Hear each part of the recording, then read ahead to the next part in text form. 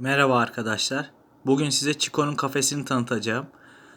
İlk olarak suluğunu takıyorum kafese. Suluğu taktıktan sonra buna kolayca erişimini sağlamak için kumlu tünek taktığım ahşap tüneğe yerleştiriyorum. Üstündeki kumlu tünek tırnakların törpülenmesini sağlıyor. Böylece tırnak kesimi için kuşla mücadele etmenize gerek kalmıyor. Bu kendi yaptığım tahta tüneğin iki yüzünde de küçük bir testereyle kanallar oluşturdum. Bu kanalları da kafesin tellerine geçirdiğimde sabit bir tünek oluşmuş oluyor. Tahtaları hazır aldım. Kesip yerleştirme kısmını kendim yaptım. Kumlu tünekle tahta arasında da biraz boşluk var. Orası içinde bir kağıt havlunun bir kısmını sıkıştırıp sabit kalmasını sağlıyorum. İkinci taktığım tünek banyoluğu için koymuştum. Toplamda 3 tahta tünek var. Üçüncüsü ise gördüğünüz gibi yemliği taktıktan sonra taktığım daha uzun olan bir tünek. Bu da yemliğe daha kolay ulaşmasını sağlamak için yapmış olduğum bir şey. Bir tane tünek olsa da kafesin içinde durabilir ama her türlü ulaşır acıktığında, susadığında. Şimdi de gaga taşı var. Gaga taşı gagasını törpülemeye yarıyor. Hepiniz, birçoğunuz biliyordur. Arkasındaki telleri kafesin dışında kalacak şekilde bükerek sabitliyorum. Daha sonra kalamar kemiği var. Kendi aparatı da var. Bunu kuşun ulaşabileceği bir yere geçirebilirsiniz. Kalamar kemiği kalsiyum ihtiyacını karşılar kuşun. Yine gagasını törpüler ve gaga yüzeyinin pürüzsüz olmasını sağlar.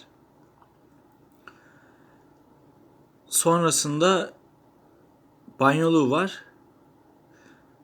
Biraz küçük bir banyoluk. Yani daha büyüklerini kafese monte etmek çok uygun olmuyor. Kafes dışında kullanabilirsiniz ya da hiç olmazsa diye düşünürseniz gene bu tarz bir banyoluk takabilirsiniz. Banyoluk kapısının yayını ayarladım. Sert bir şekilde ve ucu kafesin içine doğru olduğu zaman kuşunuzun vücudunun herhangi bir yeri bu sivri uca takılıp zarar görebilir. Onu ayarladım. Şu an eksik kalan tek şey tül. Bu tül de kuşun tüyleri ve yem kabuklarının kafes dışına olabildiğince daha az dağılmasını, saçılmasını önlüyor. Tül kullanmasanız da olur. İsteğe bağlı. Kafesin içinde gördüğünüz gibi ekstra ayna, zil, salıncak gibi şeyler kullanmıyorum ben. Kendi tercihim.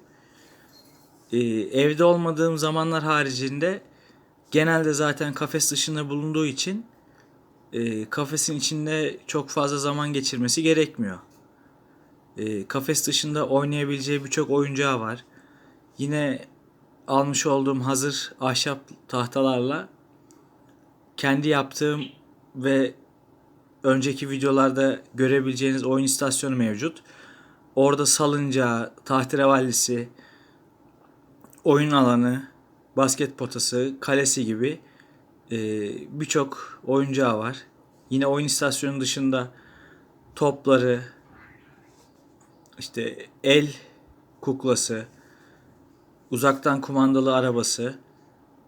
Yani kuşunuz kafesin içinde uzun süre geçirecekse kafesin içine ayna, salıncak, zil, halka gibi kuşun canı sıkıldığında uğraşabileceği bir şeyler koyabilirsiniz.